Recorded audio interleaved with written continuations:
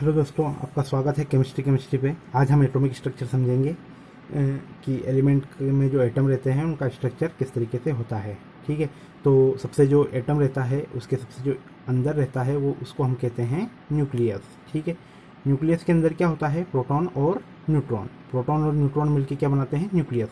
Nucleus के आसपास जो आपको ये जो दिख रहे हैं सर्कल, 1 2 3 और 4 जो सर्कल दिख रहे हैं ये चारों, इनको हम कहते हैं ऑर्बिट या फिर शेल। ऑर्बिट या फिर शेल। ठीक है, जो ऑर्बिट या शेल जो रहते हैं इनमें क्या होते हैं? इलेक्ट्रॉन घूमते रहते हैं। किसके आसपास घूमते रहते हैं? न्यूक्लियस के आसपास रिवॉल्व करते हैं। ठीक है, तो इनके हमने नाम यहाँ पे लिख दिए हैं, इनके नेमिंग कर दी है। देखो, सबसे पहले जो अंदर वाला जो आउटर इनर मोस्ट जो शेल है उसको हम कहते हैं के, और इसका एक कोड वर्ड भी होता है, उसको हम 1 से रिप्रेजेंट कर देते हैं। इसके बाहर जो रहता है वो होती है एल, फिर एम, फिर एन। और इनके जो एक्चुअली क्या है कि ये क्वांटम नंबर कह सकते हैं। इनके क्वांटम नंबर क्या रहती है इनर मोस्ट की? 1 2 3 और 4। और ये ऐसा समझो कि ये इनके है नेम। ठीक है, अब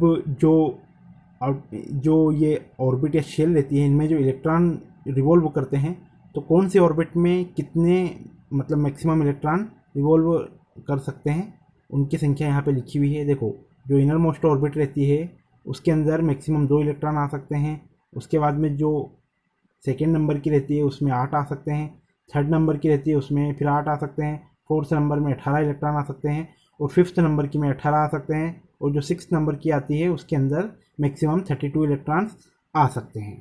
ठीक है, अब एक और जो सबसे आउटर मोस्ट जो ऑर्बिट रहती है कोई भी एटम है उसकी जो सबसे आउटर मोस्ट ऑर्बिट रहती है उसके अंदर जितने भी इलेक्ट्रॉन रहते हैं उनको हम कहते हैं वैलेंसी इलेक्ट्रॉन। जैसे number of electron present in outer most orbit is called valency electron.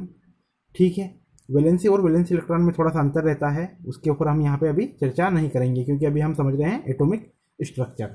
ठीक है, अब हम थोड़ा सा इलेक्ट्रॉन, प्रोटॉन और न्यूट्रॉन को भी समझ लेते हैं। तो इलेक्ट्रॉन को समझ लेते हैं। इलेक्ट्रॉन के ऊपर नेगेटिव चार्ज रहता है, इसको ई के ऊपर माइनस लगा के इस तरीके से हम रिप्रेजेंट करते हैं। प्रोटॉन के ऊपर पॉजिटिव चार्ज रहता है और पी के ऊपर इस तरीके से आप पॉजिटिव लगा के लिख सकते हो।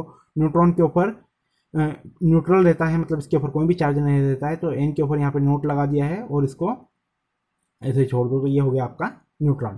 प्रोटॉन और न्यूट्रॉन के नंबर को अगर आप जोड़ देते हो, उनको सम कर देते हो, तो इनका सम निकल के आता है, उसको हम कहते हैं एटॉमिक नंबर। और प्रोटॉन और न्यूट्रॉन को हम मिला के कहते हैं न्यूक्लियॉन। ठीक है, अब एक न्यूट्रल एटम के लिए जो नंबर ऑफ प्रोटॉन रहते हैं उतने ही नंबर ऑफ न्यूट्रॉन रहते हैं, और इसको हम कहते हैं एटॉमिक नंबर। और नंबर ऑफ प्रोटॉन में अगर हम नंबर ऑफ न्यूट्रॉन को अगर ऐड कर देते हैं तो जो सम निकल के आता है वो होता है हमारा एटॉमिक मास। अब हम एक यहाँ पे एग्जांपल ले लेते हैं। यहाँ पे देखो, ये जो सिंबल है सी, ये है एलिमेंट का सिंबल। यहाँ पे कार्बन का सिंबल है, कार्बन का सिंबल होता है सी। ठीक है, तो ये सिंबल हो गया। सिंबल के जो टॉप पे हम यहाँ पे जो लिखते हैं सब सुपर स्क्रिप्ट जो लिखा हुआ है यहाँ पे 14, ये होता है इसका एटॉमिक मास। और जो यहाँ पे सब स्क्रिप्ट लिखा हुआ है 6, ये होता है इसका एटॉमिक नंबर। ठीक है, अब एक एग्जांपल हम समझ लेते हैं कि अगर मान लो आपको निकालना हो न्यूट्रॉन, प्रोटॉन या कुछ भी, यहाँ पे हम इसके न्यूट्रॉन निकाल के देखेंगे कि इसमें कितने न्यूट्रॉन आते हैं। तो देखो, सिंपल सा फार्मूला है, atomic mass is equal to होता है न्यूट्रॉन प्लस प्रोटॉन। ठीक है, यहाँ पे मैंने अभी ये समझाया है आपको। देखो, atomic mass is equal to number of neutron plus number of proton, तो ये का यही फार्मूला मैंने यहाँ पे लिख दिया है। अब आपको पता है यहाँ पे जो टॉप पे लिखा हुआ वो होता है आपका एटॉमिक मास, और जो बॉटम में लिखा होता है वो होता है एटॉमिक नंबर। तो एटॉमिक नंबर किसके बराबर रहता है? नंबर ऑफ प्रोटॉन के बराबर। तो नंबर ऑफ प्रोटॉन पी की जगह मैं यहाँ पे लिख दूंगा 6, और यहाँ पे जो 14 लिखा हुआ है एटॉमिक मास की जगह लिख दूंगा मैं 14। ठीक है, तो 14 इस तरीके से। अब जो ये 14 है ये यहीं पे रखे रहेंगे, 6 इधर आएंगे, तो ये हो जाएगा 14 माइनस 6। 14 माइनस 6 अगर निकालोगे तो आपका आंसर आ जाएगा 8। तो नंबर ऑफ न्यूट्रॉन कितने हो जाएंगे यहाँ पे? 8 हो जाएंगे। ठीक है, अब हम थोड़ा सा और डिटेल में समझ लेते हैं स्ट्रक्चर को। तो देखो, ये जो सर्कल बने हुए हैं इनको मैंने आपको पहले ही बताया कि इनको हम कहते हैं शेल या फिर ऑर्बिट। शेल या फिर ऑर्बिट। ठीक है, एक जो शेल रहता है इनर मोस्ट शेल, उसको के, फिर एल, फिर एम और एन से हम रिप्रेजेंट करते हैं। इनको हम नंबर में भी लिख सकते हैं, मतलब न्यूमेरिकल इनके भी हो सकते हैं और अल्फ़ाबेटिक भी हो सकते हैं।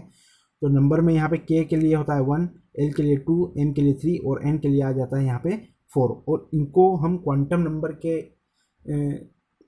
हिसाब से भी लिख सकते हैं। तो प्रिंसिपल जो आपकी शेल या ऑर्बिट है उसको लिखने के लिए हम किस चीज़ का यूज़ करते हैं, वो होती है हमारी प्रिंसिपल क्वांटम नंबर।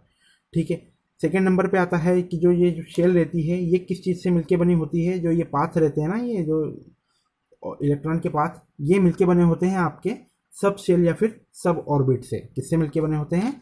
सब शेल या फिर सब ऑर्बिट से। ठीक है, तो यहाँ पे चार जो मैंने सब सेल लिखे हुए हैं, सब सेल या सब ऑर्बिट, एस पी डी और एफ, ये चारों क्या है?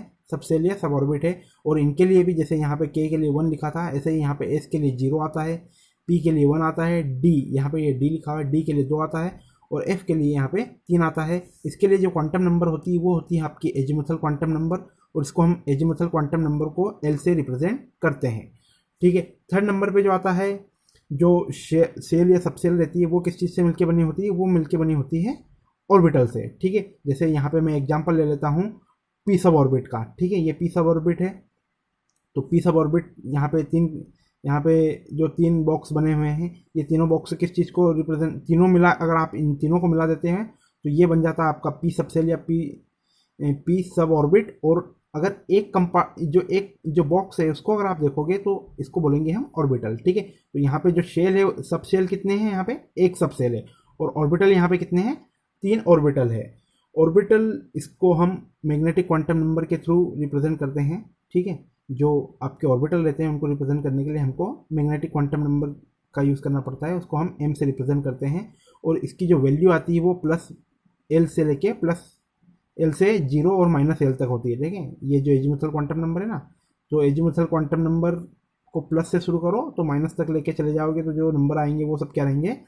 मैग्नेटिक क्वांटम नंबर के नंबर रहेंगे। जैसे यहाँ पे इसके लिए क्या है? पी के लिए 1 आता है, तो यहाँ पे देखो प्लस से शुरू किया हमने, प्लस फिर 0 और फिर माइनस, तो +1 0 और फिर माइनस, इस तरीके से। अब जो एक ऑर्बिटल रहता है उसके अंदर मैक्सिमम 2 इलेक्ट्रॉन आ सकते हैं। ठीक है, एक ऑर्बिटल के अंदर 2 इलेक्ट्रॉन आते हैं और उनकी जो स्पिन रहती है वो अपोजिट रहती है, मतलब एक क्लॉकवाइज स्पिन करता है तो जो दूसरा है जो उसका साथी वो काउंटर क्लॉकवाइज स्पिन करता है। ठीक है, तो इनकी स्पिन को हम, जैसे यहाँ पे मैं सब चीज़ों के लिए अल्फ़ाबेट में भी लिख रहा हूँ और नंबर भी लिख रहा हूँ, तो इनके लिए जो या तो क्लॉकवाइज कह दो या फिर काउंटर क्लॉकवाइज कह दो, और इनके लिए जो नंबरिंग रहेगी वो रहेगी +½ और -½ ठीक है, इसको रिप्रेजेंट करने के लिए हम स्पिन क्वांटम नंबर का यूज़ करते हैं और इसको आप एस से रिप्रेजेंट करते हो। ठीक है, तो ये था आपका एटॉमिक स्ट्रक्चर। चैनल को सब्सक्राइब करें और लाइक का बटन जरूर दबाएं। Thank you.